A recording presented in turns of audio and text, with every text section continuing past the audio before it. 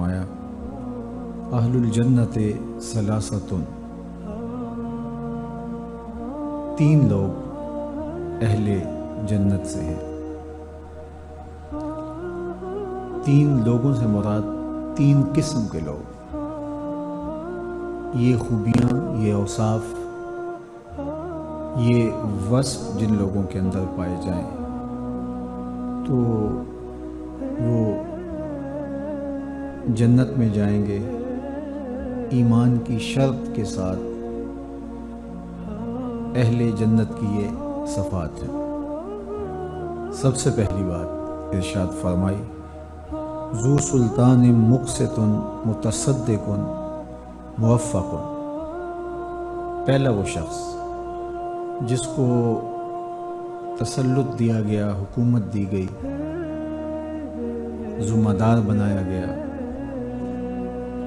اور وہ عدل و انصاف کے ساتھ امور سلطنت نبھاتا رہا، عدل کے تقاضوں کو اس نے پورا کیا اور اپنی رعایا پر، اپنے ماتحتوں پر، اپنے متعلقین پر صدقہ کرتا رہا، ان کی آسانیاں اور ان کے لیے رحمت و راحت کا ذریعہ بنا رہا، ان کے لیے آسانیاں پیدا کرتا رہا، ان کے لیے اللہ کی رحمت کا سائبہ بن گیا، اور موفق اور اس کو اللہ کی طرف سے خیر کی توفیقات بھی نصیب کی گئی، تو یہ شخص جنتی ہے۔ ذو سلطان، صاحب منصب، لیکن شرط ہے کہ مقسط ہو، متصدق ہو اور موفق ہو، انصاف سے، عدل سے امور حکومت سر انجام دیتا ہو اور لوگوں کی بھلائی کرتا ہو اور اللہ کی توفیق سے مالا مال کیا گیا۔ دوسرا شخص جس کا ذکر فرمایا وَرَجُلٌ رَحِيمٌ رَقِيقُ الْقَلْبِ لِكُلِّ ذِي قُرْبَى وَمُسْلِمٍ، وہ شخص جو نرم دل ہے، رقیق القلب ہے، اس کے دل میں رقت ہے، اس کا دل کسی کے دکھی دیکھ کے بہت جلد پگھل جاتا ہے، بے چین ہو جاتا ہے، مضطرب ہو جاتا ہے، لوگوں کے دکھ کو اپنا دکھ سمجھتا ہے، لوگوں کی تکلیفوں کو اپنے اوپر لے لیتا ہے، ان کی اذیتیں رفع کرنے کی کوشش میں لگا رہتا ہے، اور اس کا ایک وصف یہ ہے کہ وہ ہر قریبی رشتہ دار کے لیے بالخصوص اور تمام مسلمانوں کے لیے بالعموم رحمت الہیہ کا ایک مجسم روپ ہے، لوگوں پر رحم دلی سے، نرمی سے پیش آنے کا مزاج رکھتا ہے، تو ایسا شخص بھی جنتی ہے۔ رحیم، رقیق القلب، نرم دل اور رحم کرنے والا، لکل ذی قربی و مسلم، ہر قریبی رشتہ دار سے اور ہر مسلمان سے۔ تیسرا شخص جو اہل جنت سے ہے اس کا ذکر کرتے ہوئے فرمایا وعفیف متعفف ذو عیال، عفیف ہے اور عفیف ہونے کے باوجود یعنی پاک دامن ہے، اس کا دامن گناہوں سے لتھڑا ہوا نہیں ہے، اور وہ کثرت عیال رکھنے کے باوجود اپنے آپ کو سوال سے روکے رکھتا ہے، اپنی عزت نفس کی حفاظت کرتا ہے، اپنی سفید پوشی کا بھرم ٹوٹنے نہیں دیتا، ہر وقت حالات کا شکوہ کرتے رہنا اور لوگوں کے سامنے اپنی بدحالی کی کہانیاں رکھتے رہنا، اس سے کوئی فرق نہیں پڑتا، بلکہ ہمارے بزرگ تو فرماتے تھے کہ صاحب استطاعت اور مخیر حضرات کے سامنے اپنے حالات بیان کرنا ایک قسم کا مہذب سوال ہی سمجھا جاتا ہے، تو وہ اس چیز کا بھی خیال کرتا ہے کہ جو تکلیفیں، جو ذمہ داریاں، جو اس کے کندھوں پہ بوجھ ہے، وہ سب کچھ خود برداشت کرتا ہے، واویلا کر کے شور و غل کر کے اجر ضائع نہیں کرتا۔ تو یہ تین قسم کے لوگ میرے اور آپ کے آقا و مولا نے ارشاد فرمایا کہ یہ جنتی ہیں۔ پہلا شخص جو کسی ذمہ داری اور کسی منصب کا ذمہ دار ٹھہرایا گیا اور اس نے عدل و انصاف کیا اور لوگوں پر خیر بانٹی، لوگوں کے لیے رحمت کا ذریعہ بنا اور اللہ کی طرف سے توفیق شدہ تھا۔ دوسرا رقیق القلب شخص جو تمام اہل اسلام پر، بالخصوص اپنے اعزاء و اقرباء پر نرم دلی کے ساتھ معاملت کرتا رہا۔ اور تیسرا شخص وہ پاک دامن شخص ہے جس نے اپنی عفت پہ بھی حرف نہیں آنے دیا، کثرت عیال کے باوصف اس نے اپنی سفید پوشی کا بھرم بھی ٹوٹنے نہیں دیا اور لوگوں کے سامنے ہاتھ نہیں پھیلایا، سخت سے سخت حالات کو اس نے گوارا کر لیا، صبر سے، حوصلے سے، لیکن ایک تو وہ بد کردار نہیں ہوا کہ کثرت اولاد اور اولاد کی ضروریات اس کو کسی برائی پہ، کسی گناہ پہ، کسی خیانت پہ اور کسی اور ایسے کام پہ مجبور کر دیں۔ تو یہ تین قسم کے لوگ اہل جنت سے ہیں۔ اور پھر حضور علیہ السلام نے ارشاد فرمایا وَأَهْلُ النَّارِ خَمْسَةٌ، اور 5 قسم کے لوگ اہل النار ہیں، دوزخی ہیں، جہنمی ہیں۔ وہ 5 لوگ کون سے ہیں؟ سنیے۔ پہلا شخص ارشاد فرمایا الضعیف الذی لا زبر لہ الذین هم فیکم تبع لا یبغون اہلا ولا مالا۔ وہ کمزور شخص کہ جس کے اندر عقل نام کی کوئی چیز نہیں ہے اور وہ اپنے اہل و عیال کے لیے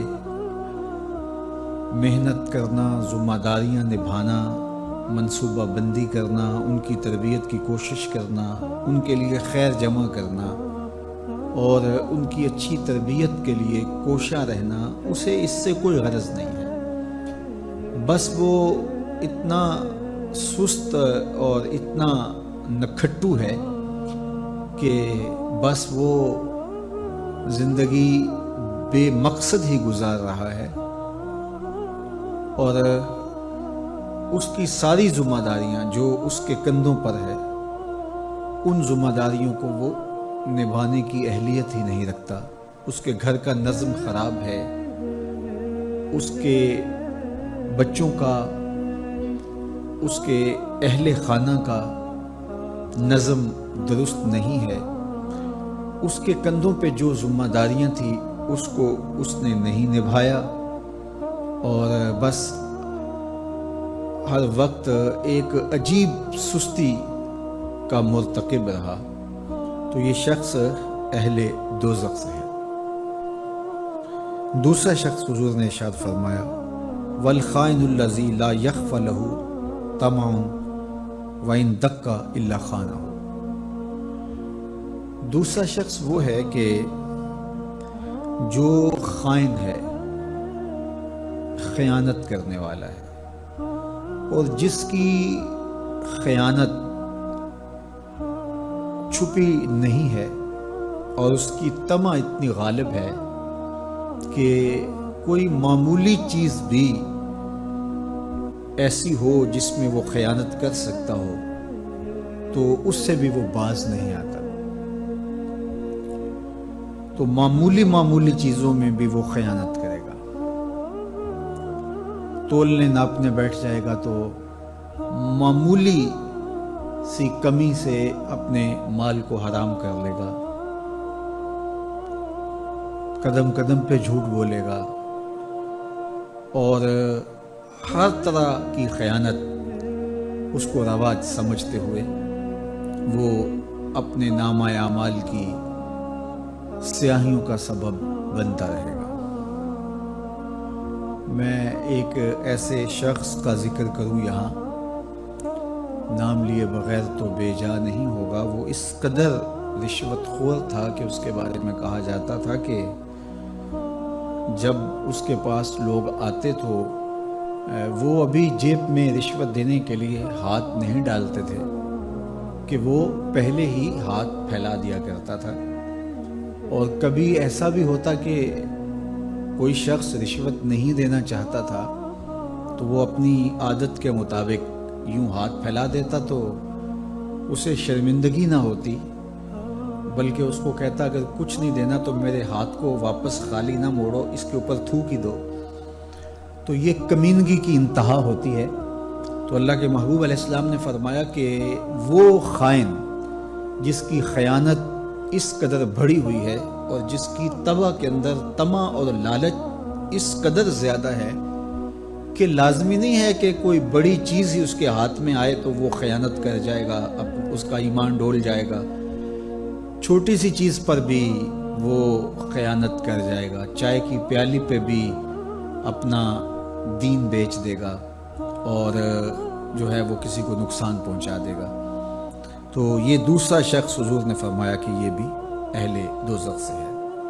تیسرا شخص وَرَجُلٌ لَا يُصْبِحُ وَلَا يُمْسِي إِلَّا وَهُوَ يُخَادِعُكَ عَنْ أَهْلِكَ وَمَالِكَ. وہ شخص کے صبح ہو یا شام ہو وہ دھوکہ ہی کرتا ہے آپ کے اہل میں، آپ کے مال میں. تو کبھی بھی اس سے خیر کی توقع نہیں ہوتی. جب بھی اس کا داؤ لگ جائے، وہ سویر ہو یا شام ہو، وہ دوپہر ہو یا رات ہو، وہ جنگ کا موقع ہو یا امن کی حالت ہو، تو وہ ہمیشہ دھوکہ دہی ہی کرے گا. رمضان المبارک میں بھی وہ دھوکہ کرے گا اور غیر رمضان میں بھی وہ دھوکہ کرے گا. ملک کے اندر وبا پھیلی ہو تو پھر بھی دھوکہ دہی اس کا شعار ہوگا، اور عام حالات ہوں تو پھر بھی اس کا شعار. جنگ کے بادل منڈلا رہے ہوں اور اس وقت بڑے بڑے لوگ بھی سیدھے ہو جاتے ہیں لیکن وہ اس وقت بھی دھوکہ دہی سے باز نہیں آتا. تو وہ کبھی بھی دھوکہ دہی سے باز نہیں آتا. شام سویرے اس کا شعار زندگی یہی ہوتا ہے. حضور نے فرمایا کہ یہ شخص بھی جہنمی ہے، یہ بھی دوزخی ہے. چوتھا شخص وَذَكَرَ الْبُخْلَ وَالْكَذِبَ. حضور نے بخیل کا یا کذاب کا ذکر کیا. راوی کہتے ہیں مجھے اس پہ شک ہوا کہ یہ یاد نہیں ہے کہ حضور نے بخیل کا ذکر کیا یا پھر حضور نے جھوٹے کا ذکر کیا. ہو سکتا ہے کہ حضور نے بخیل کا نام لیا ہو سکتا ہے حضور نے جھوٹے کا نام لیا ہو، تو مجھے اس وقت یاد نہیں. تو دو چیزوں میں سے ایک ضرور ہے کہ بخیل شخص اور جھوٹا شخص. تو چونکہ راوی کے ذہن میں دو چیزیں چل رہی ہیں، یا بخیل یا جھوٹا، تو شریعت اسلامیہ میں بخیل اور جھوٹے کی بہت زیادہ مذمت کی گئی ہے. تو کثرت کے ساتھ احادیث ان کی مذمت میں وارد ہوئی ہے اور ان کا ذکر کثرت کے ساتھ احادیث میں موجود ہے. تو اس لیے راوی کے ذہن کے اندر یہ دو باتیں چل رہی ہیں کہ یا پھر حضور نے جھوٹا کہا یا حضور نے بخیل کہا. اور پانچواں شخص جس کا ذکر حضور نے فرمایا وَالشِّنزِیر الفحاش. شنزیر سے مراد الفحاش ہے، بیہودہ گوئی کرنے والا، بد اخلاق، جو انتہائی بدخلق ہے۔ اور سیدہ عائشہ رضی اللہ تعالی عنہا فرماتی ہیں کہ کسی شخص کی بدخلقی اور اس کی شر کے لیے اتنا ہی کافی ہے کہ اس کی بدخلقی کی وجہ سے لوگ اس سے ملنا چھوڑ دیں، اور اس شخص کی شر کا بھی ذکر کیا گیا حدیث میں کہ جس کی شر کی وجہ سے لوگ اس کی عزت کریں۔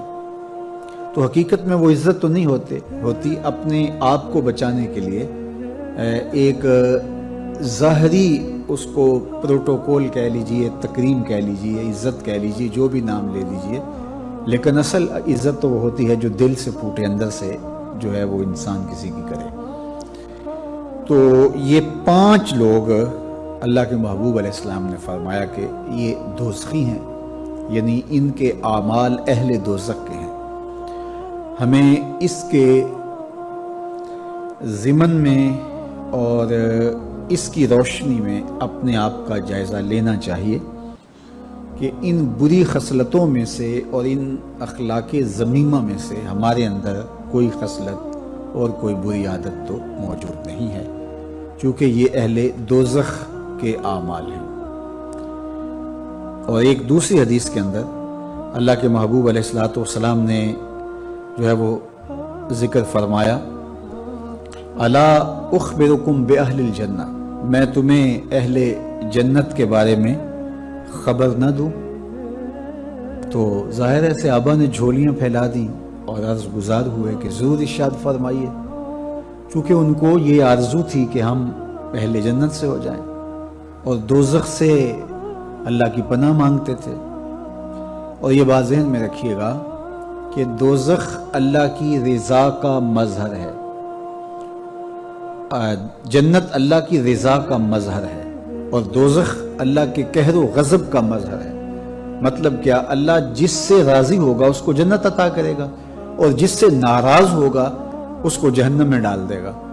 تو جنت کی طلب کرنا یہ اللہ کی رضا مانگنا ہے، اس کی خوشنودی طلب کرنا ہے، اور دوزخ سے پناہ طلب کرنا یہ اللہ جل شانہ کے قہر و غضب سے پناہ طلب کرنا ہے اور اس کی امان مانگنا ہے۔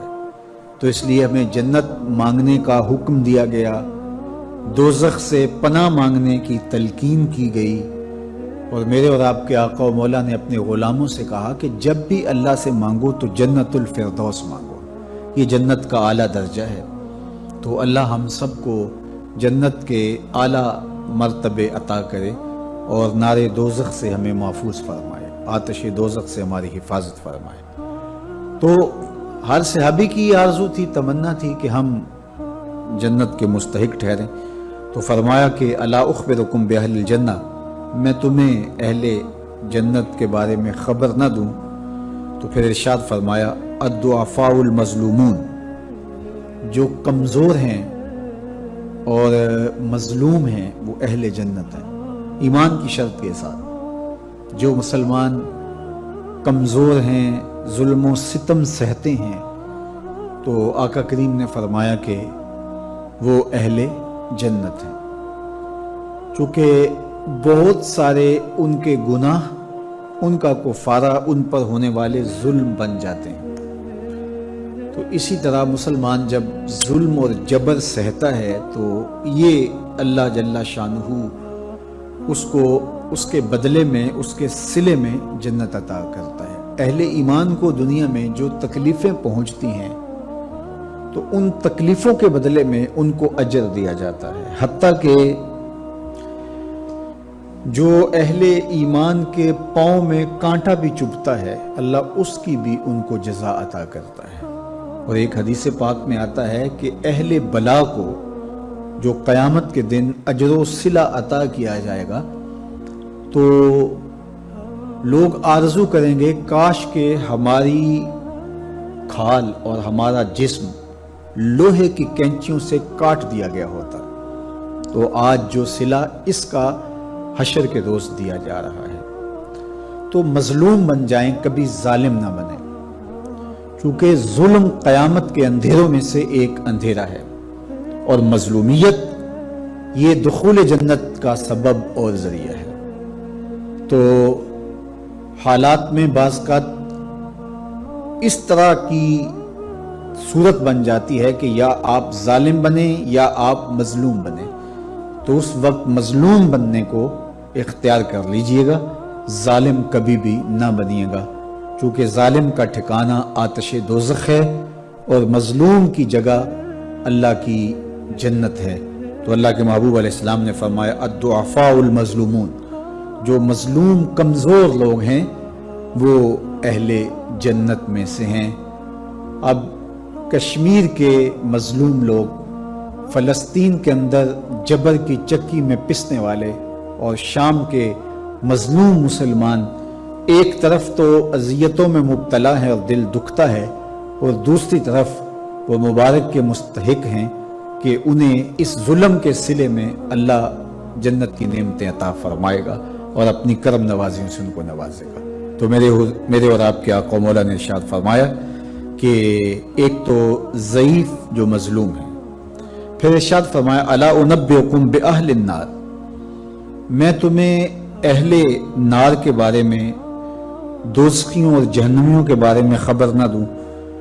تو پھر خود ارشاد فرمایا کل جازری، ہر شخص جو اترا کر چلتا ہے، سرکش ہے، اور عقول اور شروب لکھا ہے اس کی شرح کے اندر، جازری کی تشریح کے اندر، ہر وقت کھاتا پیتا رہتا ہے، اس کی زندگی کا مقصد ہی جو ہے وہ نفس کی خواہشات کی تکمیل ہے، کھانا پینا اور شہوات کی تکمیل، تو وہ دنیا کے اوپر چلتا پھرتا ایک درندہ اور حیوان ہے۔ انسانی قدریں کیا ہے اور زندگی گزارنے کا ڈھب اور سلیقہ کیا ہونا چاہیے اس کو اس کی پرواہ نہیں، بلکہ وہ متکبر، سرکش اور ہر وقت جو ہے وہ عیش و عشرت کی زندگی بسر کرنے والا جازری۔ تو کہا کہ یہ اہل دوزخ سے ہے۔ پھر فرمایا الا اخبرکم بخیارکم، میں تمہیں خبر نہ دوں جو تم میں سب سے زیادہ بہتر ہیں؟ تو پھر جھولیاں پھیل گئیں، تو فرمایا کہ بخیارکم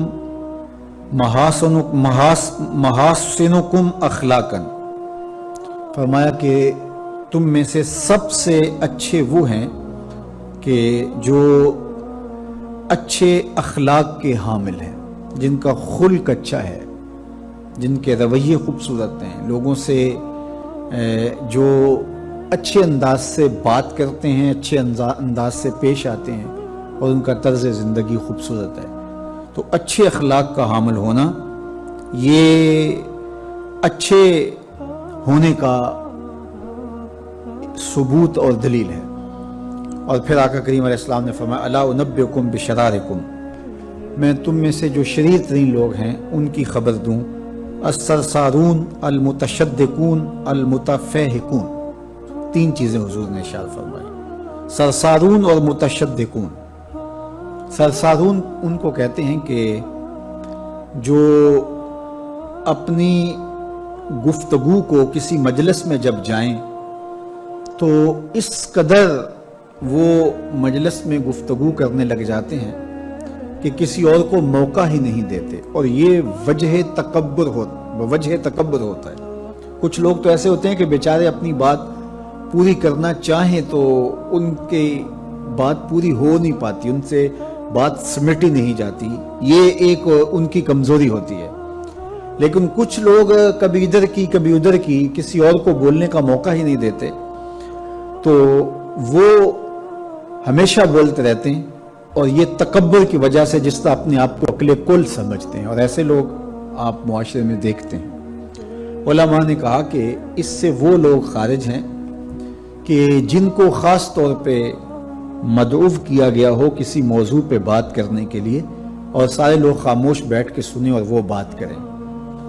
تو کسی سے بوڑھا بزرگ تھا، کوئی دانشور تھا، اسی طرح علماء کو بلایا جاتا ہے تو ان کو کہا جاتا ہے ہمیں کوئی نصیحت کیجئے، تو وہ بات کرتے ہیں تو لوگ از خود ان کو سننے کے لیے آمادہ ہوتے ہیں اور تیار ہو کے بیٹھے ہوتے ہیں، تو وہ آدھا گھنٹہ پونا گھنٹہ وہی بولتے رہتے ہیں، تو کہا اس میں وہ شامل نہیں ہے۔ یہ وہ لوگ ہیں کہ جب مجلس ہو رہی ہو تو سب لوگوں کو برابر بولنے کا حق ہوتا ہے، اور کچھ لوگ تکبر کی وجہ سے بولتے ہی رہتے ہیں اور وہ سمجھتے ہیں کہ بس مجھے ہی حق ہے بولنے کا، اور وہ کسی کو موقع نہیں دیتے، اور کوئی بولے تو پھر اس کی بات کاٹ کے بولنے لگ جاتے ہیں۔ اور اسی طرح جو ہے جب بولتے ہیں متشد جو ہے وہ ان کا ایک وصف یہ بتایا گیا کہ المتشدقون المتفہقون، کہ وہ باتوں کو جو ہے وہ زبان کو منہ میں پھیر پھیر کے، ایک روایت میں آتا ہے جس طرح وہ گائے زبان منہ میں پھیرتی ہے، اس طرح وہ منہ میں زبان پھیر پھیر کے، لفظ تراش تراش کے اور منہ کو ٹیڑھا ٹیڑھا کر کے بات کرتے ہیں، اور وہ مشکل سے مشکل لفظ بول کے، غریب سے غریب الفاظ، اجنبی الفاظ بول کر کے اور اصطلاحات بول کر کے لوگوں پر اپنے علم کا، اپنی بلاغت کا روب جمانے کے چکر میں لگے رہتے ہیں۔ تو مقصود گفتگو سے معافی ضمیر کا اظہار ہے، کسی تک اپنی بات پہنچانا ہے۔ اگر کوئی شخص نکھری اور ستھری ہوئی زبان کا حامل ہو، وہ الگ بات ہے، ظاہر ہے وہ بولے گا تو اس کی گفتگو ہی خوبصورت ہوگی، اس میں اس کو تکلف نہیں کرنا پڑے گا، خود بخود الفاظ تراکیب اس کے پیچھے بھاگتی رہیں گی اور وہ خوبصورت کلام کرنے کا عادی ہے اور وہ کرتا رہے گا، وہ تو ایک امر آخر ہے۔ لیکن یہاں وہ لوگ مراد ہیں کہ جو خام خواہ کا تکلف کرتے ہیں اور زبان کو بل دے دے کے اور منہ بگاڑ بگاڑ کے، مشکل لفظ بول کے، اصطلاحات بول کے لوگوں پر اپنے علم کا روب جمانے کے لیے کہ میں بڑا بلیغ ہوں اور بڑا فصیح ہوں، جس طرح کہ جو ہے وہ ہمارے طبقے کے اندر بعض اوقات ان لوگوں سے بات کرنا ہوتی ہے کہ جو بالکل دین کی مبادیات سے بھی آگاہ نہیں ہوتے، تو ان کے ساتھ کلام کرتے ہوئے مشکل اور ادق اصطلاحات استعمال کی جائیں۔ اور اسی طرح کچھ لوگوں کو یہ بڑا ہوتا ہے کہ وہ جو ہے وہ فرنگی زبانیں جانتے ہیں، تو وہ عام دیہاتی لوگوں کے ساتھ بھی گفتگو کریں تو وہ مشکل سے مشکل الفاظ بولتے ہیں، جبکہ وہ بیچارے تو سادی زبان سمجھنے سے بھی قاصر ہوتے ہیں، چہ جائے کہ ان کو ثقیل بھاری بھرکم انگلش کے الفاظ کے ذریعے سے ان پر روب جمایا جائے، تو بعض اوقات وہ آگے سے ہاں ہاں تو کر رہے ہوتے ہیں لیکن ان کو سمجھ نہیں آ رہی ہوتی، تو یہ کوئی دانش مندی نہیں ہوتی کہ آپ جو ہے وہ بھاری بھرکم الفاظ بول کر کسی کے اوپر جو ہے وہ روب جما رہے ہوں۔ تو اللہ کے محبوب علیہ الصلوۃ والسلام نے فرمایا کہ یہ تم میں سے شریر لوگ ہیں، یعنی ایسا بدبخت شخص جس کو ادب مجلس بھی نہیں آتا، گفتگو کا کرینہ بھی نہیں آتا، جس کو بیٹھنے کا ڈھنگ بھی نہیں ہے، دوستوں کے اندر، احباب کے اندر، رشتہ داروں کے اندر، اعزاء و اقرباء کے اندر بات کیسے کرنی ہے اس کو یہ بھی نہیں پتا، اور ہر وقت وہ یہ تکبر کی علامت ہوتی ہے، یہ تکبر کی وجہ سے وہ ایسا کر رہا ہوتا ہے کہ وہ یہ ہر وقت اس چکر میں ہوتا ہے کہ میں بتاؤں کہ میں بہت پڑھا لکھا ہوں اور میں بہت زیادہ جو ہے وہ علوم و فنون کا ماہر ہوں، اور ہر وقت وہ اسی چکر میں لگا ہو، تو یہ بات نہیں ہوتی۔ جب بات کریں آپ تو جس طرح کے لوگ ہوں اس طرح کی بات کی جائے اور اس طرح کی مثالیں ان کو دی جائیں۔ قرآن مجید میں اللہ تعالیٰ نے فرمایا کہ وہ اس بات پہ شرم نہیں اللہ کرتا کہ وہ تمہیں جو ہے وہ مچھر کی مثال دے، تو مچھر کی مثال دے کر کے اگر تمہاری بات سمجھ میں آتی ہے اور مکڑی کے جالے کی مثال دے کے اگر تمہاری بات سمجھ میں آتی ہے تو اچھی بات ہے، تو کوئی مشکل مثال لا کر کے لوگوں کو سمجھانے کے لیے الٹا الجھا دیا جائے تو پھر یہ مثال تھوڑی ہوئی کہ کرتے انگور چڑھایا تے ہر گچھا زخمایا۔ یہ خوبصورت جو ہے وہ تشبیہ ہے، خوبصورت مثال ہے، چونکہ یہاں کے لوگ ککر سے آشنا ہیں اور انگور سے بھی آشنا ہیں، اور ککر کے اوپر انگور کی بیل چڑھ جائے تو نرم اور نازک انگور، اس میں پھر جو حال ہوگا وہ کانٹے جو کریں گے تو وہ کسی سے مخفی نہیں ہے، تو یہ مثال آسانی سے سمجھ میں آ جائے گی۔ گل و لالا نسرین و نسترن کی مثالیں اگر یہاں دی جائیں گی نافع و ختن کی مثالیں اگر یہاں دی جائیں گی تو یہاں ایک دیہاتی شخص کو کیا پتا کہ نافع و ختن کیا ہوتا ہے، یاسمین اور چمبیلی اور نسترن کیا ہوتے ہیں. تو یہ تو جو ہے وہ ان کے سامنے ان کو مشقت میں ڈالنے والی بات ہے. تو وہاں ان کے مزاج کے مطابق بات کرنی ہوگی. نیچاں دی اشنائی کولوں فیض کسے نہیں پایا، کک کرتے انگور چڑھایا تے ہر گچھا زخم آیا. ہسنا کھیڈنا لے گیوں ساڈا تے سٹ گیوں ڈونگیاں فکراں. پارٹی لیر پرانی ونگوں ٹنگ گیوں وچ ککراں. اب یہ بات سیدھی سیدھی سمجھ میں آئے گی اس لیے کہ ہم اس کیفیت کو اس چیز کو سمجھتے ہیں. وہ کیا کسی میاں صاحب نے کہا تھا نا کہ جس پلے پھل بدے ہون آوے باس رومالوں. درد منداں دے سخن محمد، درد منداں دے سخن محمد دین گواہی حالوں. جس پلے پھل بدے ہون آوے باس رومالوں. تو یہ وہ سادہ لہجہ ہے جس سے آپ بات سمجھا سکتے ہیں. تو یہ ایک طریقہ ہوتا ہے، لیکن اپنی زبان کو بل دے کے بگاڑ کے اور مشکل بھاری بھرکم لفظ نکال کے یہ عمومی طور پہ لوگ سمجھتے ہیں کہ ہم اپنے آپ کو بڑا عالم اور بڑا جو ہے وہ مفکر ثابت کر رہے ہیں. یہ اس کی جاہلیت ثابت ہو رہی ہوتی ہے کہ اس کو اتنا ہی نہیں پتا ہے کہ میں کس سے کیسے بات کرنی ہے. دیکھو چھوٹا بچہ ہو دودھ پیتا ہو تو اس کو یخنی تو نہیں پلائی جاتی، اس کا معدہ خراب کرنا ہے، وہ برداشت نہیں کر سکتا، اس کو وہ دیا جائے جو وہ برداشت کر سکتا ہے. اس لیے آپ کے مخاطبین کس طرح کے ہیں. کلم الناس علی قدر عقولہم لا علی عقولکم.